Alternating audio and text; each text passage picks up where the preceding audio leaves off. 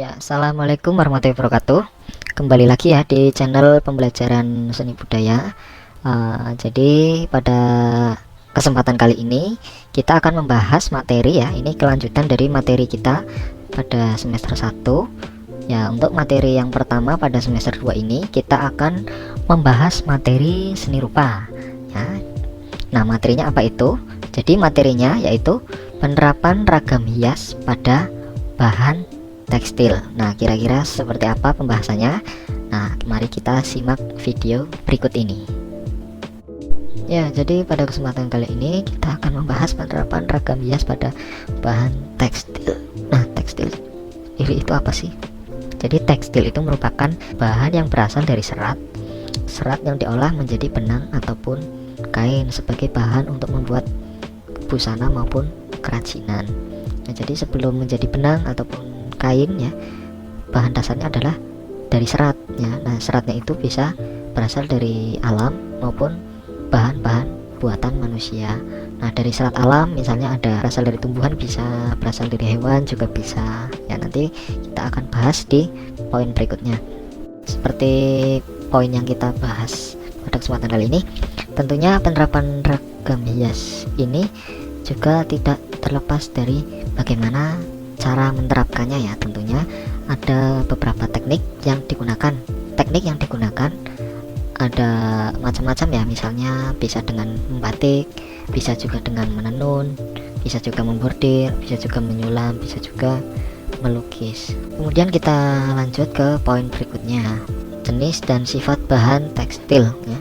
Nah, tekstil ini biasanya memiliki sifat dan karakter yang dimilikinya ya. Maka dari itu di sini kita kelompokkan ya berdasarkan jenis dan sifat bahan tekstil ya. Yang pertama jenis ya. Jenis tekstil ini bisa kita kelompokkan berdasarkan 4 jenis. Yang pertama berdasarkan jenis produk, yaitu serat stapel, benang, kain, serat filamen, dan produk jadi.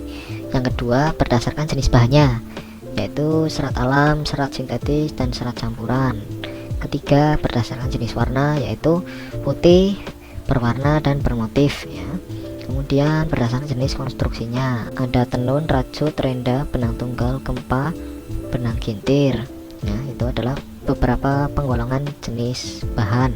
Nah, kemudian kita akan membahas sifat yang dimiliki dari beberapa jenis bahan tekstil.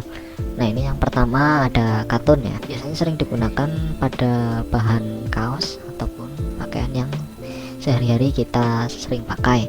Nah, sifatnya ini menyerap air, mudah kusut, lentur, dan dapat disetrika dalam temperatur panas yang tinggi.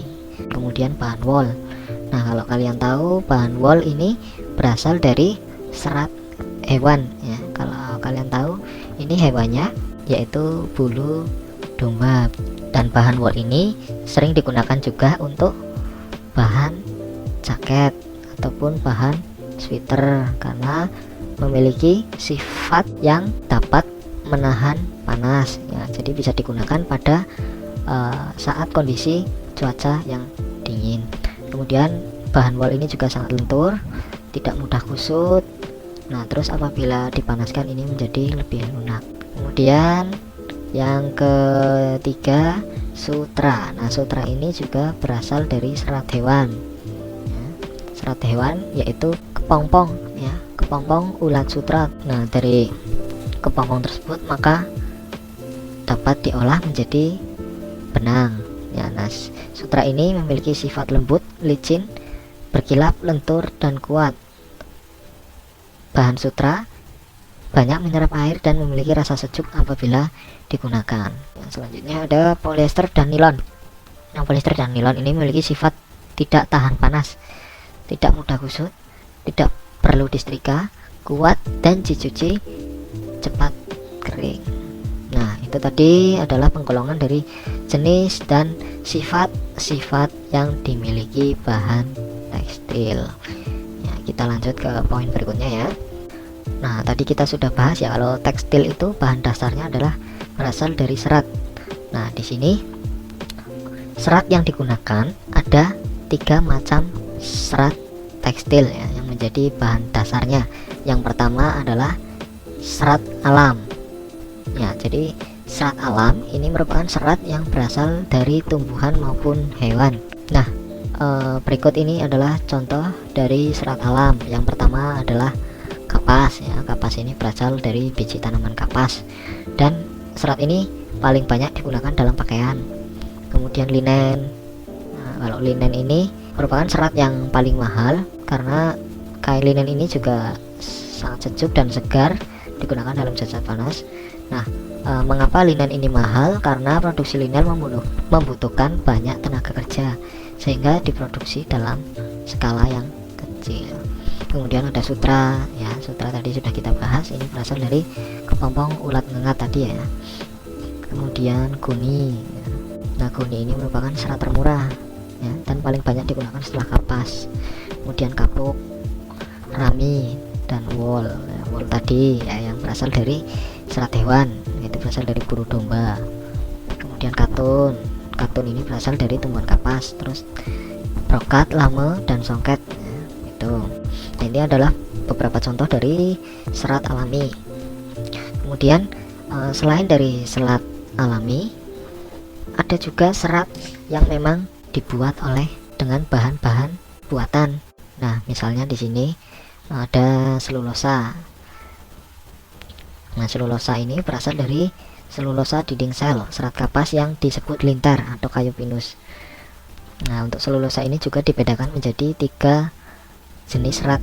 Yang pertama ada rayon, asetat, dan triasetat. Kemudian yang kedua ada serat non selulosa. Nah, serat non selulosa ini berasal dari serat buatan non selulosa. Di antaranya contohnya ada serat polimer, serat metalik, serat mineral, serat protein, serat karet, dan serat kaca. Kemudian untuk jenis serat yang ketiga merupakan serat yang berasal dari dalam tanah ya, atau istilahnya namanya serat galian. Nah, ini contohnya ada asbes ya. Asbes ini banyak digunakan untuk sumbu kompor minyak tanah. Kemudian yang berasal dari logam. Nah, kalau kita tahu logam itu kan besi atau tembaga atau aluminium. Nah, ternyata melalui proses khusus logam juga bisa digunakan atau diolah menjadi benang ya. Dan benangnya itu macam-macam, misalnya benang emas, benang perak, tembaga, dan aluminium ya. Itu adalah beberapa contoh unsur yang dipakai dalam membuat bahan tekstil. Jadi ada 3 unsur serat yang digunakan: serat alami, serat buatan, dan serat galian tadi. Sama halnya dengan jenis dan bahan pewarna ya yang digunakan pada tekstil. Ini juga ada 2 macam jenis zat pewarna yang digunakan. Jadi yang pertama zat pewarna alam. Seperti yang kita tahu, zat pewarna alam tentunya pasti berasal dari bahan-bahan yang tersedia di alam. Nah, untuk zat pewarna alam ini umumnya diambil dari tumbuhan maupun hewan. Nah, zat warna alam ini biasanya itu diperoleh dari hasil ekstrak dari berbagai bagian tumbuhan, misalnya seperti akar, kayu, tumbuhan, daun, biji, maupun bunga. Bahan dari alam yang biasa kita gunakan untuk pewarna misalnya ada ini alpukat ya. Alpukat ini untuk menghasilkan warna hijau dan coklat. Kemudian jati dan secang ini untuk menghasilkan warna merah. Kemudian ada mengkudu atau pace coklat ya. Terus ada wortel. Wortel itu bisa menghasilkan warna oranye. Kemudian ada ubi ungu, itu untuk menghasilkan warna ungu. Nah, jadi banyak sekali ya bahan yang bisa kita gunakan untuk dijadikan sebagai pewarna alam. Karena bahan-bahan ini mengambil dari bahan-bahan yang tersedia di alam, maka kendalanya dalam penggunaan pewarna alam ini yaitu berupa ketersediaan variasi warna yang terbatas. Jadi kelemahannya itu dalam menggunakan bahan pewarna alam. Selain itu, untuk menggunakan pewarna alam ini juga bahannya itu tidak siap pakai, sehingga memerlukan proses khusus untuk dapat dijadikan larutan pewarna tekstil. Jadi ya ada kelebihan dan kekurangannya sih untuk penggunaan zat pewarna alam ini. Kemudian yang kedua, kalau tadi ada bahan alami, ini ada bahan buatan atau bahan sintetis ya. Nah, bahan pewarna sintetis ini biasanya dibuat dengan reaksi kimia dengan bahan dasar arang, batu bara, atau minyak bumi sebagai hasil senyawa turunan hidrokarbon aromatik seperti benzena, naftalena, dan antrasena. Nah, jadi untuk bahan pewarna sintetis ini memang dibuat menggunakan bahan-bahan buatan selain bahan-bahan yang tersedia di alam. Nah, karena bahan ini dibuat atau diproduksi, jadi untuk ketersediaannya ini cukup mudah didapat ya. Kita bisa mencarinya di toko-toko, dan untuk bahan buatan pewarna buatan ini penggunaannya juga cukup mudah karena bahan pewarna buatan ini siap pakai ya, berbeda dengan menggunakan bahan pewarna alami. Nah, untuk pewarna buatan ini juga memiliki kelebihan variasi warna yang lebih banyak. Kemudian sifat warnanya itu tidak mudah luntur, tahan terhadap sinar matahari. Nah, jadi berbeda seperti pewarna alami. Nah, kalau pewarna alami ini memiliki sifat yang mudah luntur, kemudian tidak tahan terhadap sinar matahari. Namun untuk kelemahan pewarna buatan ini, karena pewarna buatan dibuat dari bahan kimia, bahannya ini belum tentu aman ya, aman digunakan oleh manusia maupun dampaknya kepada alam. Jadi antara zat warna alami dan buatan ini ya memiliki kelebihan dan kekurangannya masing-masing ya, seperti yang tadi sudah dijelaskan. Nah, untuk contoh zat pewarna buatan ini ada naptol, kemudian indigosol. Itu adalah dua contoh zat pewarna sintetis atau buatan. Nah, kita masuk ke poin yang terakhir.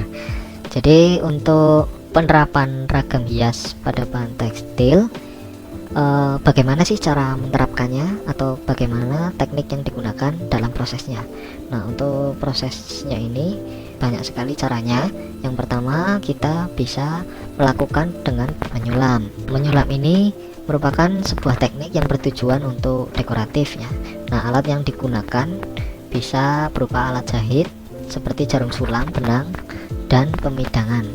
Nah, kalau kalian tahu, pemidangan itu seperti apa ya, tempat untuk meletakkan kainnya, biasanya bentuknya itu bulat. Nah, mungkin nanti akan saya tunjukkan gambarnya. Kemudian bahan yang digunakan dalam proses menyulam ini bisa menggunakan potongan logam, mutiara, manik-manik, bulu burung maupun payet. Nah, itu adalah teknik menyulam. Ya, kemudian ada proses membatik. Nah, proses membatik ini ada 3 macam ya: batik celup, batik cap, dan batik tulis. Nah, apabila kita batik cap ini menggunakan alat berupa cetakan ya. Nah, di sini aja dia sudah ada motif, jadi kita tinggal mengecapnya saja. Nah, ini nanti saya tunjukkan gambarnya seperti ini. Nah, kemudian ada batik celup. Nah, batik celup ini menggunakan ikatan ya. Akan saya tunjukkan gambarnya. Ini gambar yang kedua adalah batik celup. Kemudian batik tulis. Nah, untuk batik tulis ini alat yang digunakan namanya canting ya. Dan untuk proses membatik ini biasanya menggunakan bahan malam. Kemudian yang ketiga, sablon. Nah, untuk proses sablon ini akan saya tunjukkan gambarnya. Jadi alat-alatnya ini ya, ada rakel. Rakel itu alat seperti kuas ya, untuk meratakan catnya di cetakannya. Kemudian ada tinta ataupun cairan zat pewarna tekstil. Kemudian ada bingkai ya. Kemudian ada gambarnya itu yang akan dicetak. Kemudian ada kain screen. Nah, hasil sablonnya ini bisa kita amati ya. Jadi seperti itu proses menyablon. Kemudian ada tenun ikat. Nah, untuk tenun ikat ini identik dengan berupa kain yang ditenun dari helaian benang pakan atau benang lusin. Kemudian yang selanjutnya ada teknik ikat. Nah, untuk teknik ikat ini identik dengan karya tenun berupa kain yang ditenun dari helaian benang pakan ataupun benang lusin yang sebelumnya diikat dan dicelupkan ke dalam zat warna. Nah, ini gambarnya seperti ini. Kemudian ada membordir ya. Membordir yaitu alat yang digunakan bisa menggunakan jarum jahit dan benang. Kemudian yang terakhir adalah teknik songket. Nah, teknik songket ini seperti teknik menenun secara tradisional ya. Mungkin ini kalian bisa amati gambarnya. Ini adalah teknik songket ya. Jadi teknik ini biasanya menggunakan benang emas ataupun benang perak. Selain itu bisa juga menggunakan benang sutra ataupun benang sulam maupun benang katun. Ya, kira-kira seperti itu yang dapat saya sampaikan. Kurang lebihnya mohon maaf apabila terdapat kekeliruan. Sekian dari saya. Assalamualaikum warahmatullahi wabarakatuh.